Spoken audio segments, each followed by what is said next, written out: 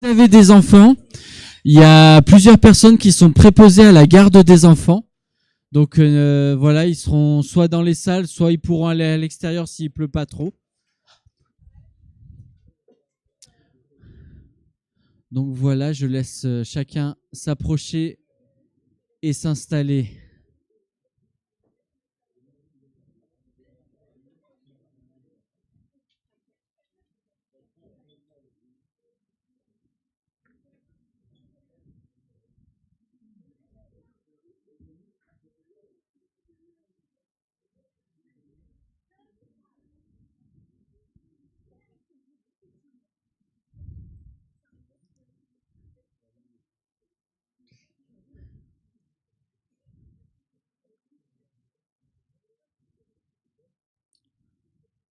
Donc,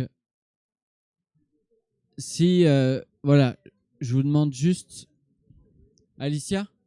Ouais, c'est bon, elle ferme la porte. Et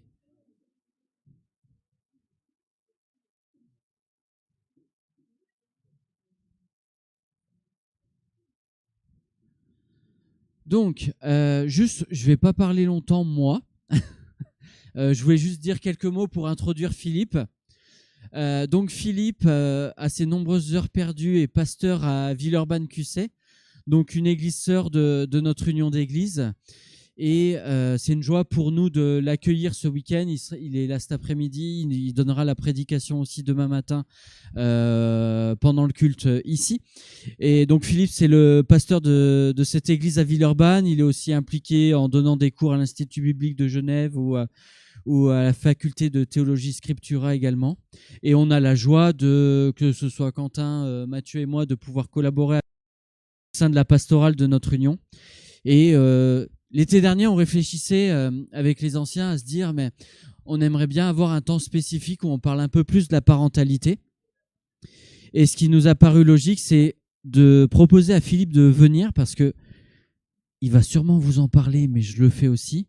Il a écrit ce petit livre qui s'appelle « À la découverte du Père », qui introduisait un petit peu le sujet de la question de la parentalité.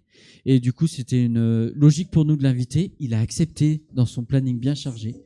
Et donc, merci à toi, Philippe, d'être parmi nous. Et puis, je te laisse la place. Très bien. Alors, quand je suis parti, ma femme dit qu'elle est en vacances. Donc, voilà. Très, très content d'être avec vous ce soir pour pouvoir discuter un petit peu de Dieu comme Père, du privilège de pouvoir aussi être parent avec lui. Combien d'entre vous sont parents? Combien le regrettent? Non, mais ça dépend des moments de la journée. Ouais, c'est ça. Voilà, merci. Non, on regrette pas. Donc voilà, moi je suis venu, j'ai ma fille Clarisse, la 3e qui est là. Et puis là, dans quelques semaines, pour la première fois, on va être parents d'un 6e enfant. Voilà. Alors c'est simple, hein. Comment est-ce qu'on décrit avoir un 6e enfant? Imagine, t'es en train de couler et t'as la main qui sort de l'eau et quelqu'un vient te voir et te tend un bébé. Voilà. Voici à quoi ça ressemble d'avoir un 6e enfant. Mais pour nous, c'est vraiment l'aventure de la parentalité a été une surprise pour mon épouse et moi. Et je vais vous raconter un petit peu notre histoire. On ne s'attendait pas à avoir des enfants à cause de sa santé. Son médecin lui avait dit qu'elle aurait probablement jamais d'enfants quand elle était adolescente. Et on a vu chaque enfant de Dieu comme un cadeau de sa part et comme une bénédiction. Et on a vraiment vu sa grâce dans ce cadeau de pouvoir vivre cette aventure ensemble. Alors... Ok, donc ça c'est ma famille. Je viens d'une famille, une fratrie de 5 garçons, une fille. Et là, on va avoir une 5e fille et un garçon. Donc j'ai fait l'inverse. Mais ça a été mon enfance. Alors plutôt avec des boys, donc plutôt violent, plutôt sportif. J'ai beaucoup de bons souvenirs de cette aventure qu'on a vécue dans notre famille. Ça a été très positif. Mes parents étaient dans le ministère. Missionnaire au Canada, à Québec. Donc j'ai grandi dans un cadre voilà, de cœur pour les âmes perdues, de l'église locale, de mission, et puis vivre la vie de famille dans ce cadre-là. Mes parents, tous les deux, venaient de familles religieuses, mais pas sauvées. Du côté de ma mère, c'était protestant, mais libéral. Et du côté de mon père, c'était catholique, tradi. Et ils nous l'ont souvent dit, nous, on a essayé de vous éduquer en tant que chrétiens de première génération, en priant beaucoup et en s'attendant à ce que Dieu rattrape nos lacunes. Et voilà, j'ai grandi avec des parents qui étaient très, très aimants, mais qui avaient aussi un arrière-plan, comme beaucoup de première génération, de manque de sagesse sur certaines choses parce qu'ils n'avaient pas vu. Et puis, ils ont été convertis dans des familles, enfin, dans des églises qui étaient plutôt légalistes. Donc, il y avait aussi certains éléments de tout ça qui sont rentrés dans la famille et qui, petit à petit, ils ont rejeté beaucoup de choses, mais au début, il y en avait quand même pas mal. Et puis, mon épouse, quand je l'ai rencontrée, elle était en chaise roulante. Elle a une maladie auto-immune. Et elle a passé une bonne partie de son adolescence en chaise roulante, en fauteuil, sans fauteuil. C'est pas qu'elle pouvait pas marcher, mais c'est que sous son poids, ses pieds devenaient bleus. Auto-immune, donc son corps surréagit à l'environnement. Et son adolescence était particulièrement difficile. Elle a eu des années avec des migraines tous les jours. Je me souviens quand je faisais un stage pastoral dans l'église où elle était, on a 5 ans différents. Elle était encore au lycée, moi je commençais mon stage pastoral d'étudiant en fac de théologie. Et on priait pour Sophia Suzuki sur la liste de prières. C'était comme ça que je la connaissais. C'était la fille mignonne en chaise roulante. Petit à petit, Dieu a commencé à la fortifier. Elle s'est remise à d'abord le déambulateur, ensuite à marcher. Et puis quand on s'est mariés, elle marchait à peu près 1 kilomètre.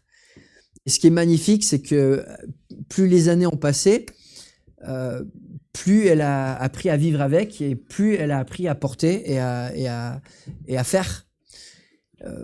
Et plus les années passent, plus je découvre mon épouse. Et je découvre ses dons, je découvre ses capacités. Parce que pendant les 5-6 premières années de notre mariage, elle n'était pas capable de faire beaucoup. Alors que maintenant, quand les gens ont une question dans l'église, ils vont la voir à elle, ils ne vont pas la voir à moi. Parce qu'ils savent qui c'est qui a les mains un peu partout, qui sait ce qui se passe, qui sait comment résoudre les problèmes. Mais l'aventure pour nous de la parentalité a vraiment été vraiment une grâce de Dieu. On s'est mariés en disant, Dieu, ce que tu as pour nous, c'est toi qui décides, on n'a aucune attente. Et l'histoire est que quand on s'est marié, mon épouse avec ses migraines avait beaucoup de problèmes de mémoire. Et elle a oublié qu'elle avait plus de pilules. Et 1 mois après le mariage, elle me dit, ah tiens, j'ai plus de pilules. Je fais, ouais, c'est bien qu'on en parle. Je dis, ah mais je pensais qu'on en avait parlé. Je fais, ouais, mais il y a des conséquences. Ah oui, c'est vrai. On a fait un test, c'était négatif. On n'en a pas pu penser plus que ça. 5 mois plus tard, elle commence à avoir un peu de ventre, un peu de crampes. On se dit, tiens, c'est bizarre parce que ça fait 4 mois on fait attention. Et en fait, elle était enceinte de 5 mois et ça se voyait pas. Et le bébé est arrivé 1 mois en avance. Donc, on a eu 3 mois pour se préparer. Et Elena, notre aînée, est née le jour de nos 9 mois de mariage. Donc, les gens peuvent demander, est-ce qu'elle était en avance, est-ce qu'elle était en retard? Elle était 1 mois en avance, bien sûr.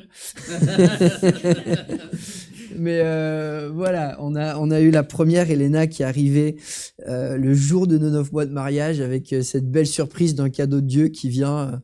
J'étais à 12 jours de recevoir mon diplôme quand elle est arrivée, donc j'étais encore étudiant avec tout ce que ça comporte. Et ça a vraiment donné le ton pour notre vie de dire, ok, Dieu, nous, on va te suivre. Et puis le chaos, il est bienvenu, mais c'est toi qui le gères. Et on a toujours vu Dieu vraiment prendre soin de tous les détails, mais de manière magnifique, jour après jour. Là, avec la naissance de notre 5e, et voilà, de toute façon, si vous êtes parents, vous savez que Dieu prend soin des enfants, hein, que Dieu pourvoit, il est bon. Mais je regarde ma femme en disant, ok, on a un 6e qui arrive. Enfin, déjà, juste avec le 5e, notre voiture est trop petite, qu'est-ce qu'on va faire? Et on n'a même pas eu le temps de prier, que dans la semaine, je reçois un email en disant, écoute Philippe, un ami des États-Unis qui dit on va passer 6 mois en Europe, ça coûte plus cher de louer une voiture que d'en acheter une d'occasion. Donc si tu m'aides à la trouver, on l'achète et puis ensuite elle est à toi. Et donc je regarde ma femme, je dis mais on n'a même pas eu le temps de prier, on a juste dit bah Dieu, faudrait que tu fasses quelque chose, et il s'est débrouillé pour faire quelque chose. Mais quand Sophia est tombée enceinte, un de mes meilleurs amis est venu me voir et il m'a dit Philippe, je te donne un défi. Essaie de prendre note de ce que tu apprends du père en devenant père. Et j'ai trouvé le défi tellement beau que je dis ok, je vais pas lâcher ça. Et pendant les 10 premières années de notre mariage, j'écrivais les histoires un petit peu avec les enfants, les leçons qu'on apprenait. Et c'est ça qui a donné naissance au livre. Et puis à cette discussion un peu plus approfondie, parce que j'ai appris du père en devenant père. Mais c'est vrai que quand on pense à l'aventure de la famille avec le regard de Dieu, ça met un ton complètement différent dans ce qu'on vit. Et puis quand on parcourt les Écritures, on le voit, lui, Dieu aussi, il rit de la créativité des enfants. Et il aime cela. C'est quoi le premier commandement de la Bible? Premier commandement. Multipliez-vous, Dieu, il voulait des gamins. Et il voulait des gens de toutes sortes. Et quand on arrive à la... on voit des gens de toutes sortes. Ça n'a jamais été un plan B. Dieu, il voulait cette créativité, cette multiplicité, cette différence.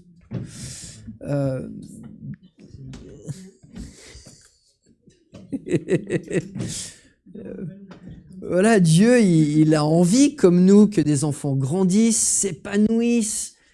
C'est quoi la volonté de Dieu pour ses enfants? C'est qu'on devienne parfait, c'est qu'on soit sanctifié.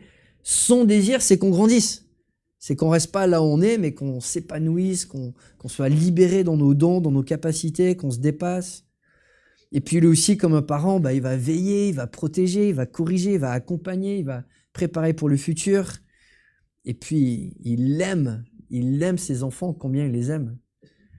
Quelque chose que, une fois qu'on voit un enfant, il y a un amour, des fois incompréhensible, qui vient avec ce petit. Dieu, il aime comme ça. Il aime avec un amour qui est incompréhensible. Alors, voilà, ça c'est Anna qui est arrivée 12 jours avant que je reçoive mon diplôme à l'américaine. Et puis voilà, les aventures. Alors, les aventures, on en a tous. Ça, c'est Clarisse qui est là avec nous, elle avait 2 ans. J'avais laissé un pot de Nutella sur la table. Un matin, je m'étais dit, on avait la tradition le samedi matin de faire des pancakes, des crêpes. Et puis là, j'étais un peu fatigué. Je dis, je vais mettre des biscottes, je vais mettre du Nutella, je vais aller me recoucher juste une petite demi-heure. Je rentre, elle avait pris un pinceau et elle peignait les meubles avec le Nutella. Mais aujourd'hui, je vais parler de quelques histoires avec les enfants, mais on en a tous. On en a tous et je pense qu'on aurait tous à apprendre les uns des autres des histoires qu'on a eues, des répliques des enfants qui sont mémorables. On a juste fait l'exercice de les écrire, mais en aucun cas avec mon épouse, on se voit comme des super parents ou des gens qui ont tout compris ou qui ont tout réussi. On a nos limites, nos frustrations, nos péchés, nos angles morts, nos problèmes, nos galères, nos pleurs, mais beaucoup de joie aussi. Et c'est ce que j'aimerais partager un petit peu ce soir. 1 Jean 3:1. On a Jean, il a peut-être 95 ans quand il écrit ces lignes-là, l'apôtre Jean. Et il dit, voyez quel amour le Père nous a témoigné pour que nous soyons appelés enfants de Dieu. Et il y a une réalité profonde sur notre identité. Et des fois, je dis aux enfants, au ciel, je ne serai plus votre père. Au ciel, si vous venez, si vous êtes sauvés, je vais être votre frère. On a l'identité de père de Dieu qui, elle va durer toujours. Et nous, d'enfants, qui va durer toujours. Alors que notre identité de parent qui est juste éphémère. Et il y a une réalité vraiment belle et profonde de savoir que nous, notre identité, c'est qu'on est éternellement des enfants. Et d'être des enfants surtout du meilleur papa qui puisse exister, le papa céleste. Un de mes passages préférés dans la Bible, qu'est-ce que j'ai mis là?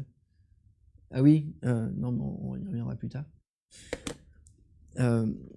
Papa Outé, qui a passé le milliard de vues sur justement les limites des papas.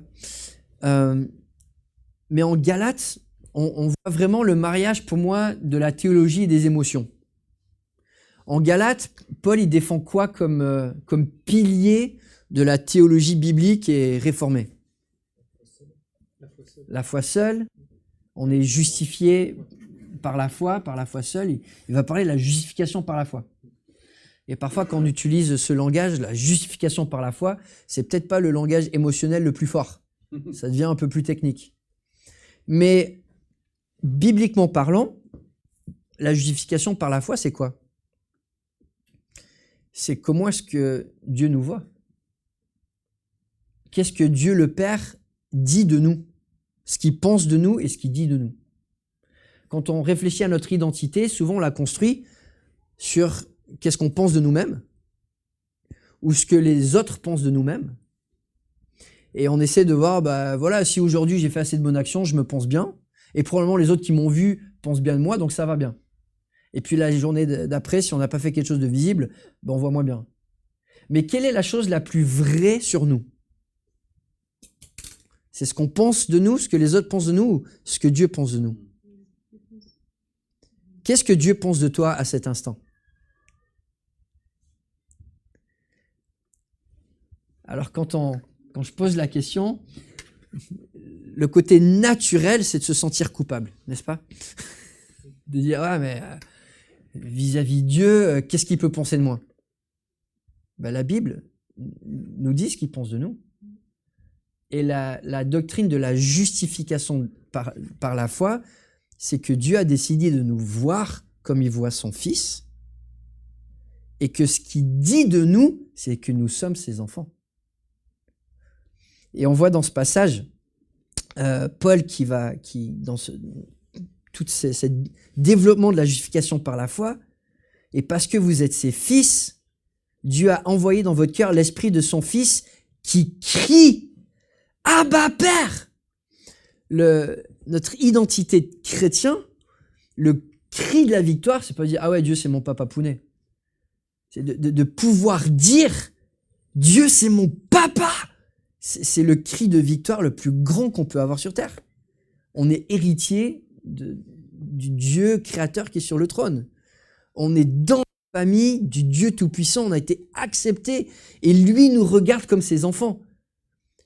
Paul il nous dit c'est le cri de l'esclave qui a été délivré, qui est héritier. Nous, on a le privilège de crier « Dieu, t'es mon papa ». Mais si Dieu devait dire une chose sur vous, si vous êtes en Christ, ça serait quoi? Voici mon fils, voici ma fille, en qui j'ai mis toute mon affection. C'est comme ça que Dieu nous voit. Et quand on réfléchit à notre identité, c'est pas ce que les autres pensent de nous, c'est pas ce que les autres disent de nous, c'est pas même comment nous on nous voit. Ce qui est le plus important sur nous, c'est ce que Dieu dit de nous et ce que Dieu pense de nous. Et ce qu'il pense, il nous voit au travers de Christ. Et ce qu'il dit, c'est qu'on est ses enfants. Et c'est là où ça devient vraiment libérateur. Quand on regarde dans notre société, la figure du père, elle est négative. Bon, je montrais, il y a juste quelques mois, je pense, la vidéo de Thomas a dépassé les milliards de vues. Papa, t'es où? Cette idée du papa qui est juste absent, qui n'est pas là. Quand on pense à la figure du Père, qui souvent on la reporte sur Dieu le Père, on a un petit peu ces mêmes images. Comment est-ce que la société voit Dieu le Père? Et même peut-être l'héritage catholique que certains ont reçu. Comment est-ce qu'il est décrit? Un Dieu lointain, sévère, qu'il punit, qui est austère, qui est déconnecté de la réalité, qui est dur. Est-ce que vous pouvez me donner les versets qui parlent de Dieu le Père comme ça? C'est pas du tout le Dieu de la Bible. Ni dans l'Ancien, ni dans le Nouveau. Et ça, c'est un des grands mensonges qui est arrivé assez rapidement dans l'Église catholique, de dire l'Ancien Testament, il faut le comprendre par allégorie, parce que Dieu le Père, on le veut pas comme ça. En disant certains attributs de justice, de droiture, de correction, de jugement, on le veut pas. Donc on va juste allégoriser tout ça, et on va ajouter au côté de Dieu le Père une femme, Marie, parce qu'elle va être tendre comme lui ne l'est pas. Pourquoi les catholiques ont besoin de Marie? Parce qu'ils ne pensent pas que Dieu a un cœur nourricier, que Dieu a vraiment un cœur de père, ou qu'ils ont une vision d'un père qui n'est pas un bon père. Mais on voit ça dans le catholicisme, on voit ça dans notre société, mais c'est comme ça depuis des millénaires. Quand on regarde aux grandes divinités qui étaient les leaders du temps de Canaan ou du temps de l'Empire romain, c'était qui les boss? Du temps de la conquête, c'était Baal, et du temps de l'Empire gréco-romain, c'est Zeus, Jupiter. Qu'est-ce qu'ils ont en commun, Baal et Zeus? Tous les deux vont détrôner leur père, qui était un père qui était bon, qui était bienveillant, alors moins avec Chronos, mais plus avec Baal. Baal, son dieu, c'était El, le dieu créateur, qui était bon, mais il était un peu faiblard. Il était un peu mou. Il était un peu nul. Et t'as la figure du bon père qui est mis de côté, et Baal, littéralement, ça veut dire le mari, le propriétaire, ou le maître. Et t'as la figure du Dieu qui couche à droite à gauche, qui est pas présent, qui est égoïste, qui est centré sur lui-même. Et on a la même chose avec Zeus, qui va combattre son père, qui va détrôner les titans créateurs, entre guillemets. Et ces idées que la figure de père est mauvaise, il faut la détrôner, parce que c'est quelque chose de négatif. Et très souvent, quand je fais de la relation d'aide dans l'église, j'ai des gens des fois qui luttent à avancer, et je leur demande, est-ce que vous pensez que Dieu le Père est tendre ou il est dur? Et très souvent, ils me disent, non, il est dur. Et je leur demande, mais c'est où dans la Bible ça? C'est où que Dieu il est rapide à la colère? C'est où dans la Bible que Dieu est pauvre en compassion en tant que Père? C'est où qu'il est incapable de pardonner? C'est où qu'il n'est pas avec nous tous les jours jusqu'à la fin du monde? Et tu regardes au verset qui parle de Dieu comme Père, encore et encore, et ça corrige complètement notre vision de Dieu. Et qui va changer comment on vit notre foi au quotidien.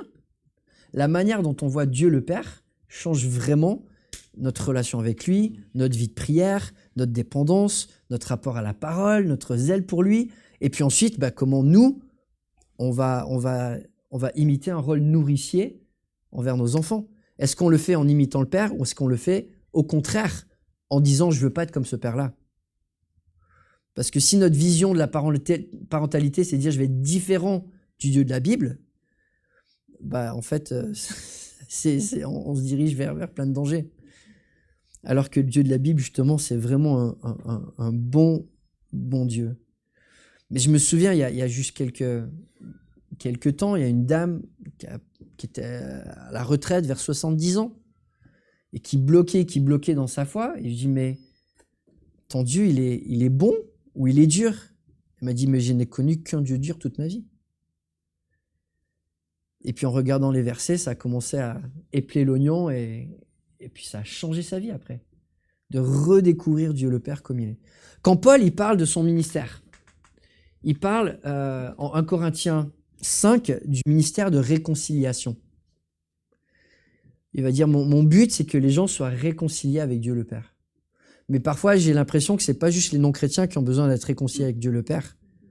C'est même les chrétiens qui ont besoin d'être réconciliés avec la vérité sur qui Dieu le Père est.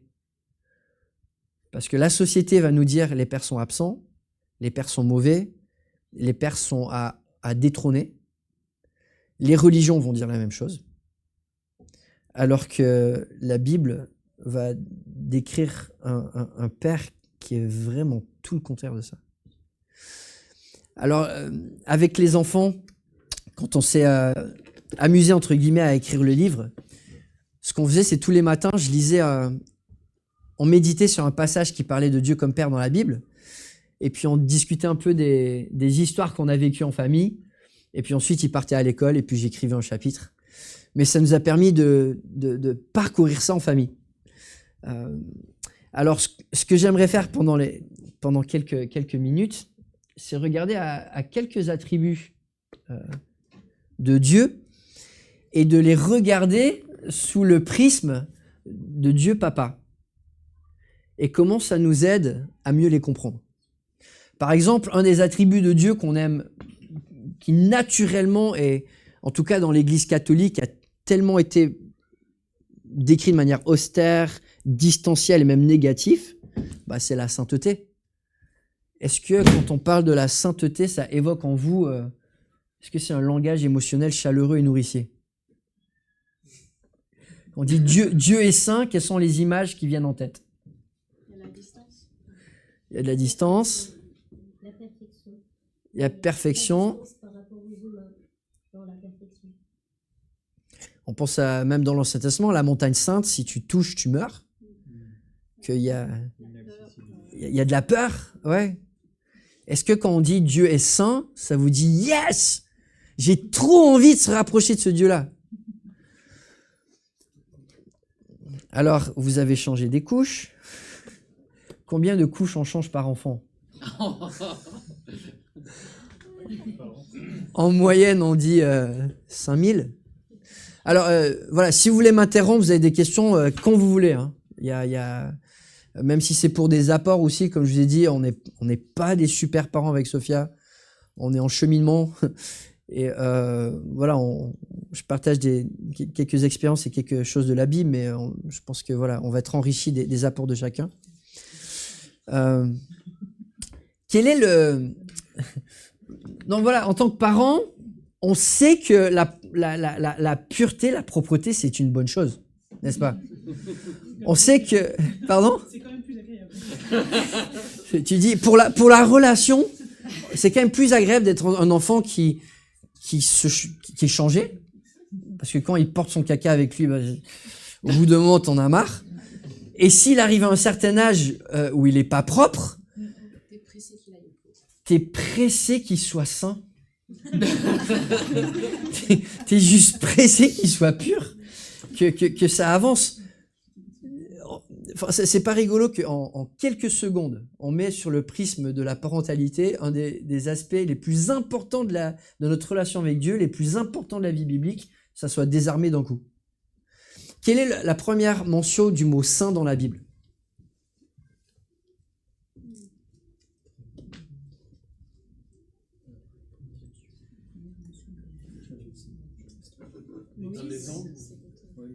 C'est pas les anges. C'est avec Moïse. C'est avant Moïse, Je dirais plutôt Abraham. Il n'y a pas une discussion avant Abraham. Quand il dit que et c'était très bon, est-ce que c'est une Oui, description de- dans la création, il y a quelque chose qui est saint dans la création. Quelque chose qui doit parler aux Français. Le jour du repos. Le jour du repos. C'est pas mal. C'est quand même pas cool que le mot saint, Dieu, il met le ton dans la Bible en disant, ok, vous aurez un jour de repos. Un jour où vous allez profiter de la création et profiter du Créateur. Ça va être notre jour à nous. On va avoir une bonne relation, mais vous bosserez pas. Et on va kiffer le monde que je vous donne.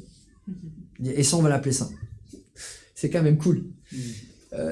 La sainteté, voilà, des fois on le voit comme quelque chose qui gâche la fête, alors que dans le langage biblique, la fête, c'est quelque chose qui est mis à part. On va profiter du monde que Dieu a créé, on va le mettre à part pour que ça trouve son sens. Mais dans la Bible, on voit que la sainteté est quelque chose de tellement positif. Et quand tu vois Dieu comme père qui a envie que ses enfants soient purs, ça a tellement de sens. Quand je pense à la sainteté, je pense un petit peu à un robinet. Dans notre vie chrétienne, quand il y a du péché, quand il y a des compromis, qu'est-ce qui se passe quand on ouvre notre robinet d'amour pour notre prochain? Le débit est faible s'il y a du péché, et l'eau est un peu sale. Dieu, lui, son robinet, il est toujours ouvert à fond, et l'eau, elle est toujours bonne. La sainteté, c'est ce qui permet que tout ce que Dieu fait, ça soit toujours agréable, toujours pur, toujours un cadeau. Et nous, la sainteté, quand on se purifie, c'est exactement ce qui sort. Notre amour pour les autres est affecté par notre relation avec Dieu. Le plus beau cadeau qu'on peut faire à ceux autour de nous, c'est notre sainteté. C'est-à-dire, quand je vais ouvrir mon robinet d'amour, de bonté, de service, l'eau qui va couler, l'amour qui va couler, ça va être beau, ça va être agréable, ça va faire du bien. Et tout ça, c'est le cœur du Père qui veut changer nos couches, qui est vraiment engagé en disant non, je vais pas laisser mes enfants sales. Je vais les aider, je vais les accompagner, on va cheminer, on va prendre ça au sérieux, on va tout mettre en place pour qu'ils arrivent à enlever cette saleté, enlever ce péché. Et bien sûr, le péché, il est beaucoup plus crade que le caca. Et en tant que parent, on sait c'est quoi le caca. Hein. Nous, avec 5 enfants en 6e, on en a vu partout, hein, sur les sofas, sur les vêtements. Enfin voilà, je vais pas vous faire les photos, vous les connaissez. Hein. On met les pieds dedans, les mains dedans, enfin voilà. Et Dieu, il fait pareil. Hein. Notre saleté, il a mis les mains en plein dedans. Jésus est venu sur terre en disant, voilà, ta saleté, je vais venir te chercher dedans. Et petit à petit, on va cheminer ensemble.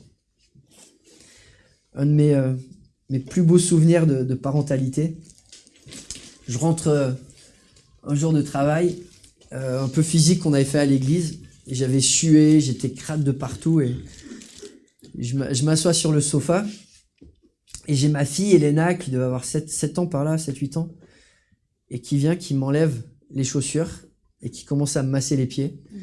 Je dis, mais ma fille, je suis dégoûtant, mais t'as vraiment pas besoin de faire ça. Puis il me dit, mais papa, c'est quoi un peu de saleté par rapport à tout l'amour que j'ai pour toi? Et là, t'as le cœur qui... ok, qu'est-ce que tu veux, ma fille?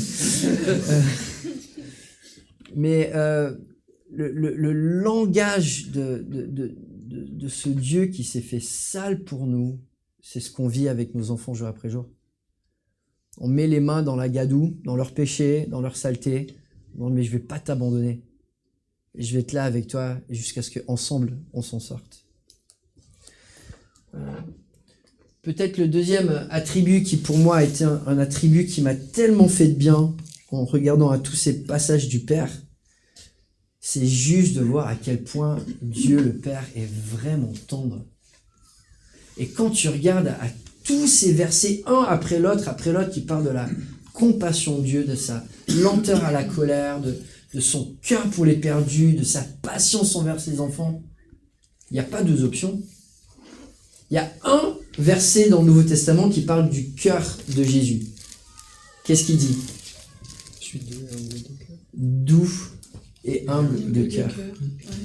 Le cœur de Dieu, c'est vraiment la douceur. Et plus on se rapproche de Dieu bibliquement, dans la vérité, plus on goûte à ça.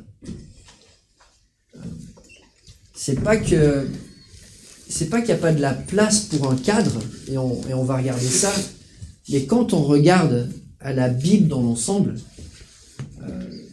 les moments où Dieu va juger, par exemple, au moment de la conquête, il va dire à Abraham, dans 400 ans, ces gars-là qui sacrifient leurs enfants, qui ont des cultes avec des divinités où ils font des orgies sexuelles, il y a de la bestialité, je vais attendre encore 400 ans, hein, et ensuite ça sera trop tard.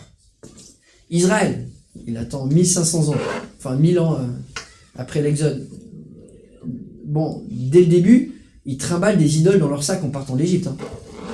Ézéchiel leur dit, vos idoles, vous les avez ramenées de l'Égypte, vous les avez gardées.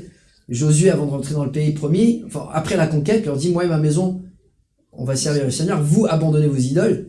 Et 3 fois, le peuple dit, on va servir le Seigneur. Mais on ne voit jamais le peuple abandonner ses idoles. 1000 ans de patience avant que Dieu va juger. Est-ce que c'est un Dieu dur, ça, qui attend 500 ans pour des gens qui sacrifient leur bébé, et 1000 ans pour un peuple qui agit contre lui? C'est pas du tout le langage de la dureté dans la Bible. Pas du tout, pas du tout. Au contraire, c'est l'opposé. On a un Dieu qui est vraiment, vraiment à donner une chance, à donner de la place et à chercher à gagner nos cœurs. Quand je pense à quand Jésus est venu sur terre, qu'est-ce qu'il a enseigné à ses disciples? Est-ce qu'il leur a dit, prenez votre bout de papier, je suis Dieu, moi là, je suis Dieu, écris-le. Basique de la théologie, ma divinité, mon honneur, tu l'écris, c'est comme ça. Est-ce que Jésus leur dit ça? Tout son ministère, c'est « Hé les gars, mon Père, il est génial. Mon Père, vous devez le connaître. Mon Père, il est bon. Mon Père, il a un royaume. Tu veux faire partie de ce royaume? Parce que mon Père, il est tellement, tellement génialissime. Il faut que tu le connaisses. Il faut que tu le connaisses. » C'était de l'inspiration à connaître son Père. Et bien sûr, après, tu vois le cœur du Père qui dit « Mais mon fils, il est génial. Je vais le mettre devant. Ça va être lui votre héros. Ça va être lui votre sauveur. Ça va être lui que vous allez adorer. C'est lui que vous allez connaître. » Et on voit ce cœur dans la Trinité d'oubli de soi, de service, de mettre l'autre en avant. Cette tendresse qu'on voit dans le cœur de la Trinité, dans le cœur de Dieu, de ne pas attirer la couverture vers soi, mais toujours à l'attendre. Et on voit ça dans le Nouveau comme dans l'Ancien Testament. Dans le Jérémie 31, on voit Dieu qui promet la nouvelle alliance. Comment est-ce qu'il a décrit? À ce moment-là, déclare l'Éternel, je serai le Dieu de toutes les familles d'Israël, et eux, ils seront mon peuple. Voici ce que dit l'Éternel, il a trouvé grâce dans le désert, le peuple des rescapés de l'épée. Israël marche dans son lieu de repos, de loin l'Éternel s'est montré à moi. Et qu'est-ce qu'il dit de son peuple? Je t'aime d'un amour éternel. C'est pourquoi je te conserve ma bonté. Ça, c'est le cœur de Dieu pour Israël, malgré toutes les rébellions que le peuple a pu avoir. En effet, je suis un père pour Israël. Éphraïm, le royaume du Nord, est mon premier-né. Et puis plus tard, voilà, non, ça c'est un autre verset. Verset 33, mais voici l'alliance que je ferai avec toi, la communauté d'Israël, après ces jours-là, déclare l'Éternel, je mettrai ma loi à l'intérieur d'eux, je l'écrirai dans leur cœur, je serai leur Dieu, et ils seront mon peuple. Qu'est-ce qui est important à souligner pour moi, là, qui est... Alors bien sûr, c'est la Bible, hein, c'est révolutionnaire dans tellement de domaines. Quelle est l'approche de Dieu envers son peuple? C'est d'aller gagner leur cœur. C'est par sa douceur, par sa tendresse, par son amour, aller gagner le cœur de son peuple. Il a toujours agi comme ça. Ce que Dieu veut, c'est nos cœurs. Qu'on lui offre nos cœurs. Et en tant que parents, c'est ce qu'on veut aussi de nos enfants. C'est gagner leur cœur. C'est pas juste gagner leur comportement, qu'ils fassent ce qu'on veut. À la française, hein, on veut les voir mais pas les entendre. Que les enfants nous ressemblent parce que c'est ce qui est confortable pour nous, ou c'est ce qui est honorable pour nous, c'est ce qui est bonne réputation pour nous. Le but de Dieu a toujours, c'est pas juste qu'on rentre dans les cases, mais c'est toujours d'aller conquérir nos cœurs. Et ça, c'est son attitude de père. Et quelle est sa légitimité de conquérir nos cœurs? C'est parce qu'il nous montre aussi son cœur. Et quel cœur il a? C'est un cœur tendre. C'est un cœur plein de compassion, un cœur qui donne envie.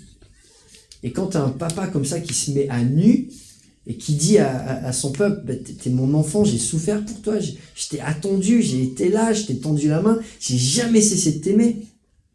Quand tu as un parent qui se met à nu comme ça, c'est une perche à l'enfant de dire, ok, je vais te remettre mon cœur.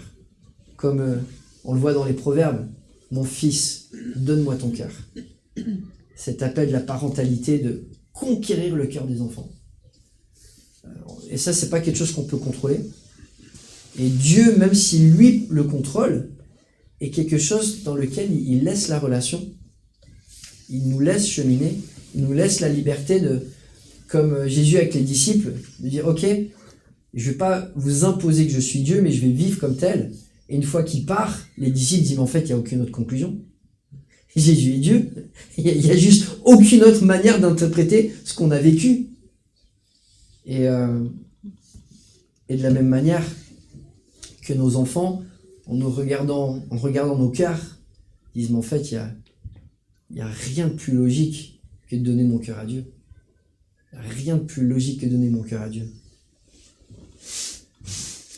On voit le cœur de compassion de Père. Autant l'Orient est éloigné de l'Occident, autant il éloigne de nous nos transgressions. Comme un Père a compassion de ses enfants, l'Éternel a compassion de ceux qui le craignent. Dieu le Père connaît mieux que quiconque nos péchés, comme vous pour le moment connaissez mieux que quiconque les défauts de vos enfants. Mais c'est pas parce qu'on connaît leurs défauts qu'on les aime moins. Au contraire, ça nous donne encore plus envie parfois de les accompagner, de les entourer, de les aider à cheminer. Et puis il y a un des versets que je trouve tellement beau dans la prière de Zacharie, quand il fait la dédicace de Jésus. Toi, petit enfant, tu seras appelé prophète du Très-Haut. Alors je sais plus si c'est Jean-Baptiste ou Jésus, pardon. Car tu marcheras sous le regard du Seigneur pour préparer ses chemins, prolonge Jean-Baptiste, et pour donner à son peuple la connaissance du salut par le pardon de ses péchés, à cause de la profonde bonté de notre Dieu. C'est pas juste que Dieu est tendre, mais sa tendresse, elle est même profonde. Là, le mot pour profonde en grec, c'est le mot qui fait référence aux tripes, qui vient te chercher à l'intérieur de toi, au plus profond de toi. Et Spurgeon, il disait que cette phrase dans la Bible est une des mélodies les plus puissantes qui retentit. La tendresse de Dieu, déjà la douceur, la bonté de Dieu, c'est une mélodie tellement belle, mais de savoir que c'est celle qui vient des entrailles de Dieu, du cœur de Dieu, de la profondeur de Dieu, c'est une des choses les plus réjouissantes qu'on a. On a un Dieu qui est tellement, tellement tendre, et c'est ce que la Bible enseigne.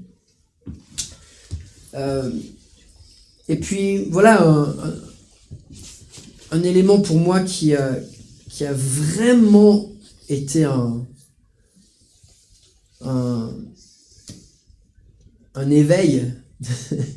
c'est notamment avec notre fille Clarisse, qui constamment mettait sa vie en danger. À 2-3 ans, on marchait avec elle dans la rue, puis elle était toute gentille, elle marchait, elle tenait par la main, puis tout d'un coup, bam, elle s'arrachait, elle traversait la rue en courant. On était au centre-ville, il y avait elle a failli se faire écraser plein de fois. Et nous, on disait, bah Dieu, on l'amène à l'école, mais ma femme refusait de sortir avec elle toute seule. Jamais elle est sortie avec elle jusqu'à ce qu'elle soit plus grande.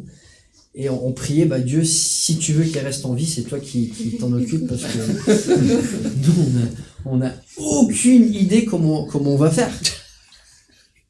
Et c'est là où j'ai compris ça veut dire quoi de veiller. Le regard du faucon, là. On dit, mais toi, tu bouges, là, autour de la piscine, n'importe quel endroit, à l'église, à 2 ans. À un moment, le portail était ouvert, et on l'a retrouvée à la poste à 300 mètres. Elle avait 2 ans. Elle avait juste envie de mourir. Clarisse, à 16 mois, elle a eu un pic de croissance. Les enfants, c'est des accordéons. Hein. Ils grandissent, ils testent toutes leurs limites, puis après ils se posent un peu, puis après ils retestent, puis après ils se reposent. Ils font ça constamment. Elle devait avoir 16 ou 18 mois, et en 1 semaine, elle a mis des Legos au frigo. On sait même pas comment, à 1 an et demi, elle avait la force pour ouvrir. Elle a escaladé le lit superposé. Physiquement, on sait pas comment on l'a fait. Elle a allumé le four. Voilà, parce qu'il fallait. Elle a vidé une trousse de toilette dans les toilettes, écrit sur les murs, mangé de la nourriture pour chien, et appelé la police. Tout ça la même semaine. Et tu dis, bon, Dieu... mais tu comprends pourquoi Jésus il a un chapitre où il parle de l'Église. Un seul chapitre où il parle de l'Église. Et quel est l'encouragement qu'il donne? Veillez les uns sur les autres. Là, tu vois le cœur du Père qui constamment regarde. Et avec son Saint-Esprit, avec la conscience qu'il nous donne, là, arrête. Je vais te rediriger. Constamment, Dieu est en train de veiller sur nous. Et je pense qu'il y a une armée d'anges là qui ne chôment pas. Hein. Il y en a qui arrêtent des voitures, il y en a qui tiennent des enfants, il y en a qui... je sais pas ce qu'ils font, mais ils sont au boulot. Hein. Et Dieu, il a une armée d'anges qui l'utilise.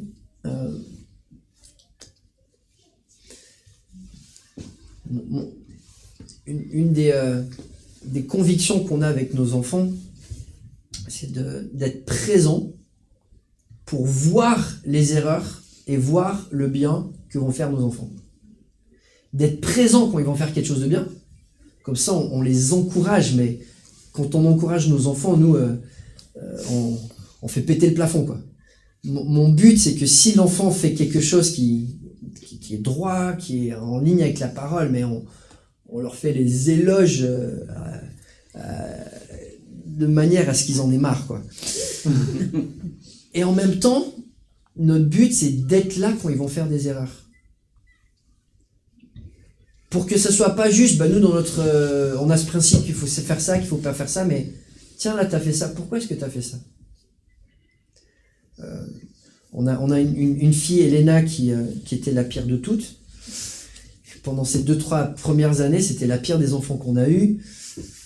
À un moment, elle refusait de dire merci à son papy pour un repas. Et je l'ai corrigé une dizaine de fois. On allait dans la salle de bain. Bon, on pourra parler de ça pour les sensibles, mais une petite fessée. Et à chaque fois, elle disait non, je ne veux pas dire merci. Et je me souviens, au bout de la 12e, 13e fois, elle fait non, je préfère aller dans la salle de bain. Je dis ok, là on a un combat. Mais la mentalité de mon épouse, c'était s'il y a des comportements que tu veux pas voir chez l'ado, faut le corriger quand ils sont petits. Et on disait il y a des saisons, on va juste combattre. Mais notre but, c'était d'être présent dans les moments où il y a le péché pour pouvoir les reprendre. Que ce soit pas juste des choses qui se passent à l'école et que les gens s'en fichent, que ce soit pas des choses qui se... des bêtises qu'on entend à droite à gauche, mais que nous, on soit là pour que la correction soit la plus tendre possible, la plus vraie possible, la plus vive possible, et les aider à non seulement arrêter certains comportements, mais que ça soit des moyens de parler à leur cœur. Là récemment, ma fille aînée, je l'ai attrapée avec la tablette, elle disait qu'elle faisait des devoirs, mais elle regardait des vidéos sur YouTube. On s'est dit, ok, à chaque fois je remercie le Seigneur d'avoir attrapé mon enfant en train de pécher. Ok, on va parler de ça. Qu'est-ce qui t'a motivé à faire ça? Est-ce que quel est ton cœur une fois que t'es pris? Est-ce que t'es juste frustré d'être pris ou est-ce que t'es triste avec Dieu? Et de faire le travail de berger du cœur auprès des enfants. On a un Dieu qui a cette attitude de veiller sur nous. Pourquoi est-ce qu'il veille sur nous? C'est pour notre bien. C'est vraiment pour notre bien, c'est pour nous protéger du danger. Le péché est le pire danger qui existe.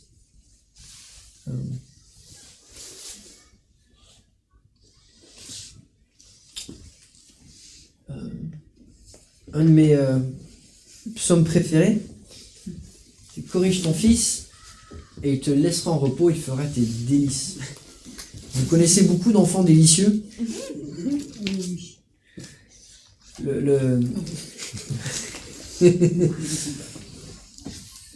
Un enfant qui n'a pas de discipline est un enfant qui va devenir désagréable.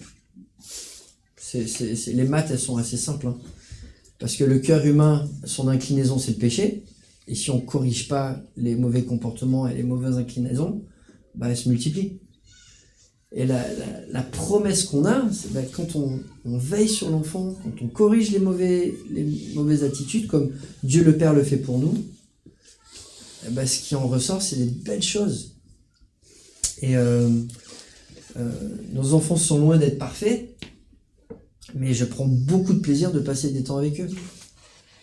Mes enfants sont des amis pour moi. Je suis content d'être avec eux parce que on a combattu comme des acharnés, surtout quand ils étaient plus jeunes, la petite enfance, pour corriger les comportements qui sont pas délicieux. Il faut les enlever. Et puis on voit Paul dans sa manière de prier le Père. Qu'est-ce qu'il prie, le Père?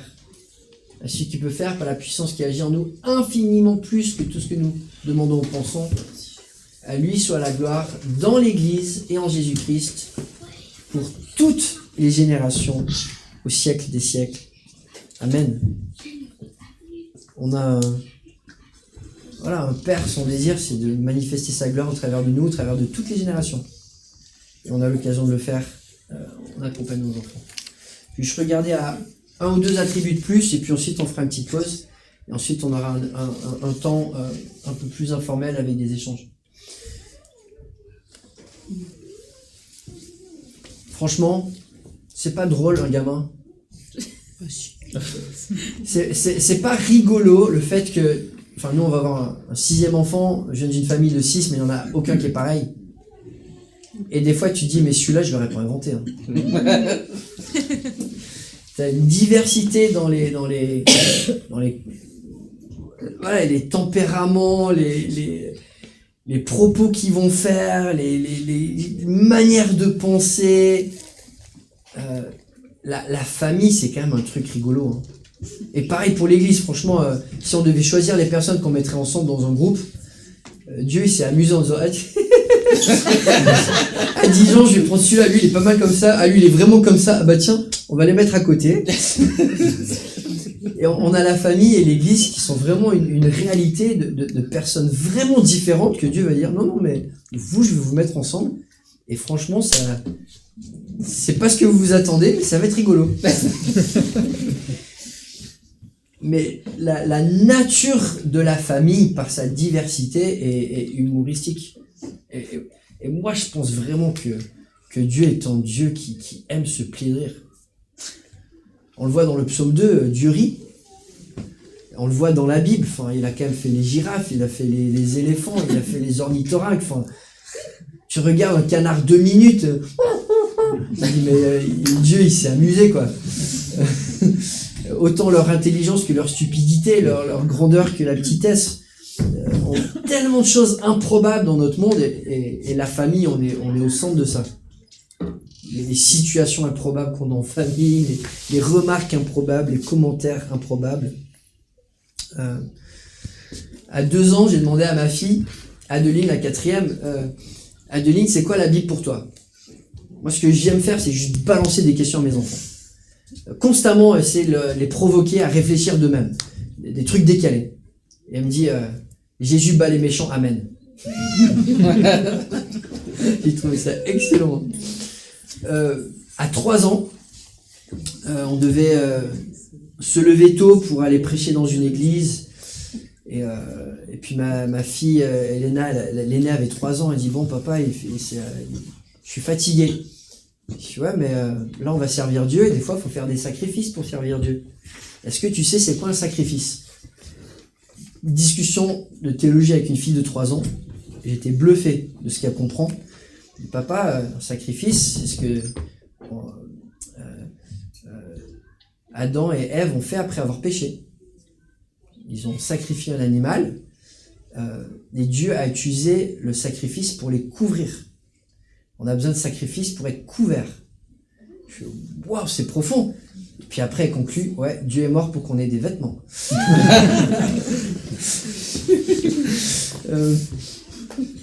Mais la vie en famille, ça te fait pleurer, ça te fait rire, ça te fait faire ça te fait vivre des moments tellement loufoques. Mais Dieu, il voulait tout ça. Il a vraiment un sens de l'humour. Et de redécouvrir, de réfléchir à Dieu comme papa, ça nous rappelle que voilà, Paul, il décrit Dieu comme le Dieu bienheureux, le Dieu de la joie. En hébreu, il est écrit qu'il y a des dizaines de milliers d'anges en fête dans la présence de Dieu. On a vraiment un Dieu qui aime partager la joie, le plaisir, le bonheur. Et quand il a créé la famille, ça en fait vraiment partie. Et puis, je ne sais pas si on arrive à lire. Hein. Mais, Clarisse m'appelle souvent son deuxième papa préféré. Et elle me dit le premier il est meilleur que le deuxième. Et c'est vrai. Et le plus grand plaisir, le désir pour moi, c'est qu'ils aient cette relation avec le Père, qui lui est un Père parfait, sachant que leur papa terrestre, il sera jamais comme le Père céleste, il sera jamais aussi présent, il sera jamais aussi sage, il sera jamais aussi bon, il sera jamais aussi parfait. Et la plus grande joie que je peux avoir, c'est que mes enfants découvrent le Père qu'ils ont au ciel. Et quelque chose qui se fait dans le temps. Comme je vous disais, Jésus n'a pas forcé ses disciples à rentrer dans son cadre. Et ce que j'aime dans la pédagogie de Jésus, mais on voit aussi ça dans l'Ancien Testament, dans le Nouveau Testament, Dieu va donner un cadre, mais à l'intérieur du cadre, il y a de la place pour cheminer. Dieu, il ne nous montre pas tous nos péchés d'un coup. T'imagines, tu vas devant un miroir, tu as toute ta liste d'un coup, avec leur intensité, et avec ce que ça mérite en termes de châtiment éternel. Tu te relèves pas, quoi. Et Dieu, dans sa patience, il nous fait cheminer jour après jour pour lui ressembler, sans que ça soit tout un poids qui tombe sur nous. Et mon fils Timothée s'est converti il y a quelques années, et après une conversation qui moi, m'avait beaucoup attristé, parce qu'il me pose la question, papa, comment est-ce que tu sais si tout ce qui est dans la Bible est vrai? J'ai du mal à croire. Et à cette époque-là, j'étudiais le sujet de l'ascension, où Jésus, il est écrit, accompagne ses disciples pendant 40 jours en leur donnant de nombreuses preuves. Ils ont vu la résurrection, ils ont vu Jésus, et pourtant il est encore à leur donner des preuves. Et je disais à mon fils, écoute, tu peux avoir tous les doutes que tu veux. Tu peux poser toutes les questions que tu veux à Dieu, parce qu'en fait, il a des réponses. Et tu prends ton temps, tu chemines, et tu verras qu'avec le temps, Dieu aura des réponses. Et puis ça fait un déclic en lui, ça l'a soulagé le cœur. Et puis, quelques mois plus tard, il s'est converti. Je ne sais pas si vous avez des questions par rapport à tout ça, par rapport à cette première partie. On va faire une petite pause, puis ensuite on va parler peut-être de principes de parentalité à l'image de ce qu'on a regardé du caractère de Dieu.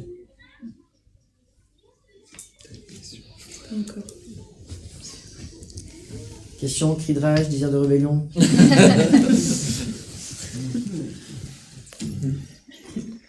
Moi, en faisant cette étude, et c'est vraiment une étude que j'encourage les gens à faire, de prendre les passages qui parlent de Dieu comme Père et de les regarder un par un.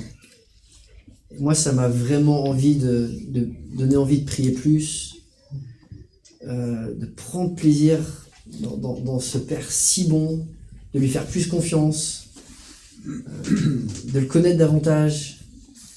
C'est vraiment ce parcours de réconciliation, en fait, qui est immédiat dans une certaine mesure qu'on est réconcilié avec Dieu pour le salut, mais qui est un projet de vie d'enlever tout ce qui est mensonger sur Dieu pour le voir comme il est vraiment, et enlever ce qui est mensonger sur comment lui nous voit, pour voir que comment lui vraiment nous voit, qu'est-ce qu'il dit de nous. À ce sujet, j'avais une question sur le terme père biblique, justement. Ouais. En fait, père dans l'Ancien Testament, et même au cours de l'Ancien Testament, père dans le Nouveau Testament, et père maintenant, ne recouvrent pas les mêmes réalités, tu l'as un petit peu dit au début. Et est-ce que tu avais étudié un peu justement ça quand tu fais le parcours dans la Bible? Est-ce que tu as étudié s'il y avait des différences justement sur ce que ce mot pouvait recouvrir au fur et à mesure de la révélation biblique. Parce que Je pense que les péchés ont toujours été les mêmes. Et les exemples de mauvais pères ont toujours été les mêmes. Parce que c'est l'inclinaison du cœur. Les pères absents, les pères durs, les pères désengagés, les pères à détrôner, tu vois, qui prennent mal leur place. Je pense que c'est le résultat du péché, et depuis le début on voit ça. Mais c'est là où c'est quand même intéressant que Dieu a choisi de se décrire avec un terme que tout le monde connaît. Un terme qui est accessible par tout le monde. Parce que même si on n'a pas tous une expérience positive du Père, on sait tous à quoi devrait ressembler un bon Père. Et parfois en théologie, je trouve que c'est dommage, parce que les théologiens, historiquement, ont décrit Dieu le Père de manière négative. Et bibliquement, Dieu est souvent décrit de manière négative. Il est sans péché, il est infini, il est invisible, il est immuable, il est inchangeable. Et tu as tous ces attributs de Dieu qui dit il n'est pas comme nous. Mais quel est le terme que Dieu a privilégié? C'est de se faire connaître comme Père. Et on a besoin d'être réconcilié avec ça, je pense. De ne pas juste voir Dieu avec toute cette distance, mais aussi il a choisi le terme qui est un des termes d'affection et de proximité les plus forts qui existent.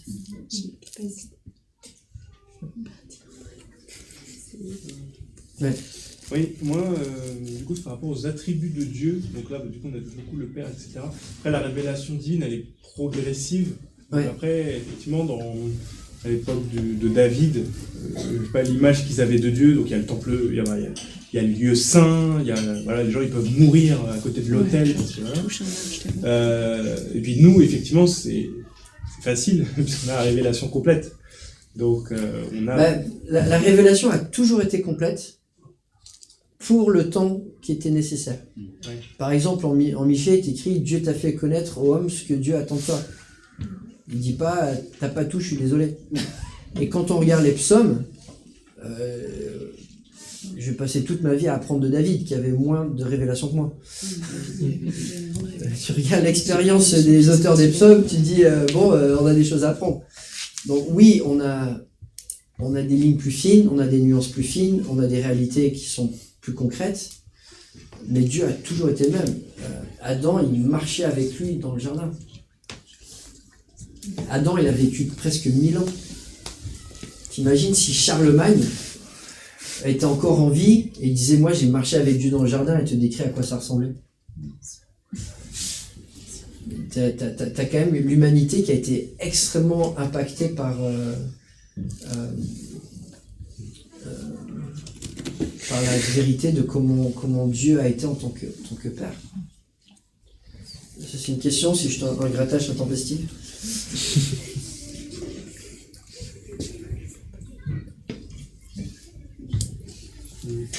Fais une petite pause, c'est ça, Julien? Ouais, on peut faire une petite pause. Un petit 20 minutes, c'est ça? Un quart d'heure? Qu'est-ce que tu veux? 5-10 minutes. 5-10 minutes? Ok. 18 ans, on revient et puis Voilà. on pourra avoir un temps d'échange.